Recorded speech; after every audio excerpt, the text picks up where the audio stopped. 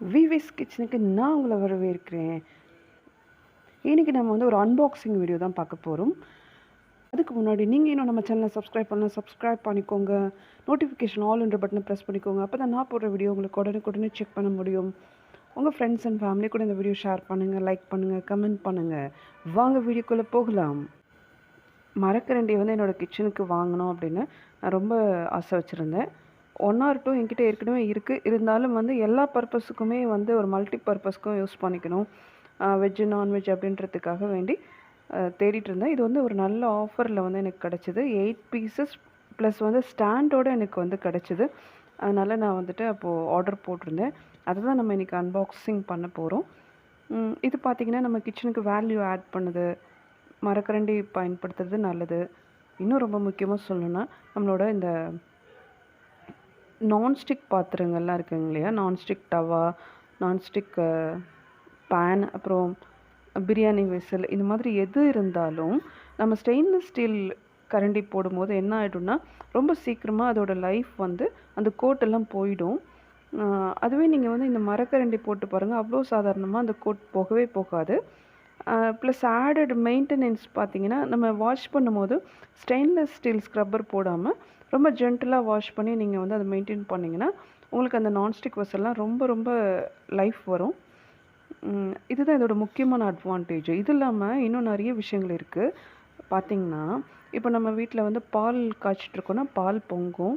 அப்புறம் நம்ம சாதம் வடிக்கிறோம், குக்கரில் இல்லாமல் வடிப்போம் இல்லையா, அந்த மாதிரி செய்யும்போது சாதம்லாம் பார்த்திங்கன்னா ரொம்ப கொட்டிகிட்டே இருக்கும் கீழே. ஏன்டா நம்ம இப்படி பண்ணுறோம், குக்கரில் ஏற்றிடலாமோ அப்படின்ற அளவுக்கு நமக்கு கொஞ்சம் எரிச்சல் வரும் இல்லைங்களா. அதை ஸ்டாப் பண்ணுறதுக்கு மரக்கரண்டியில் ஒரு பெரிய சீக்ரெட் டிப் இருக்குங்க. அதை தான் நான் இன்றைக்கி உங்கள் கூட ஷேர் பண்ணிக்க போகிறேன். இது ஆக்சுவலாக ஒரு அன்பாக்சிங் வீடியோ தான், அதனால் நான் இன்றைக்கி வந்து ஓரலாக மட்டும் உங்களுக்கு சொல்கிறேன். அடுத்து வேறு ஏதாவது ஒரு வீடியோவில் வந்துட்டு நான் உங்களுக்கு டெமோ பண்ணி காமிக்கிறேன். ஓகேங்களா. அதாவது இப்போ நீங்கள் பால் காய்ச்சிட்டிங்கன்னா அந்த பாத்திரத்துக்கு மேலே இந்த கரண்டியை வந்து வச்சுடுங்க, அப்படியே சமநிலையில் வச்சுடுங்க. அப்படி வைக்கும்போது உங்களுக்கு வந்து அதோட பயன் என்னன்னு கேட்டிங்கன்னா, பால் வந்து கொதித்து வெளியில் போகாமல் இருக்கிறதுக்கு அது நமக்கு யூஸ் ஆகும். ஓகேங்களா. அது மட்டும் இல்லாமல் இப்போ நம்ம சாதம் வச்சுருக்கோன்னா அந்த பாத்திரத்துக்கு மேலே இதை வந்து நம்ம சமநிலையில் வைக்கும்போது அதில் இருக்கிற தண்ணி வந்து வெளியேறாமல் இருக்கும். எப்படி இதுன்னு கேட்டிங்கன்னா, இது வந்து ஒரு சயின்டிஃபிக் ரிசர்ச்சே பண்ணி வந்து ரிப்போர்ட் கொடுத்துருக்காங்க. என்னென்னா நம்ம மரம் வந்து ஒரு நல்ல இன்சுலேட்டர் அப்படின்னு நம்ம சொல்லலாம். அப்படின்னா என்னென்னா, அதாவது அதோட கரடு முரடான மேற்பரப்பு இருக்கும். அது மட்டும் இல்லாமல் ஹைட்ரோஃபாலிக் தன்மை அப்படி அதில் இருக்கும். இது வந்து என்ன பண்ணுன்னா சின்ன சின்ன குமிழ் உருவாகிறதுக்கு அந்த பாத்திரத்துக்குள்ளேயே சின்ன சின்ன குமிழாக உருவாக்குமே தவிர வெளியேறாமல் பார்த்துக்கும். அது மட்டும் இல்லாமல் தண்ணியை வந்து உறிஞ்சுறதுல இந்த மரக்கரண்டிக்கு அதிகமாக பங்கு இருக்குது. அதனால கூட இதை வந்து தண்ணி வெளியில் போகாமல் பார்த்துக்கும். அப்புறம் இது வந்து ஒரு மிகச்சிறந்த வெப்ப கடத்தி. ஓகேங்களா, அதாவது இன்சுலேட்டர். ஸோ இது மாதிரி ஆடட் மல்டிபிள் அட்வான்டேஜ் இருக்குங்க. அதனால தான் நான் வந்து மரக்கரண்டியை வந்து இவ்வளோ நிறைய ஆர்டர் போட்டிருக்கேன். இப்போ பார்த்தீங்கன்னா தெரியும், இது வந்துட்டு என் கையில் இருக்கிறது ஒரு கரண்டி ஷேப்பில் இருக்குது. இது நம்ம குழம்பு ரசம் எடுக்கிறதுக்கெலாம் கூட பயன்படுத்திக்கலாம்.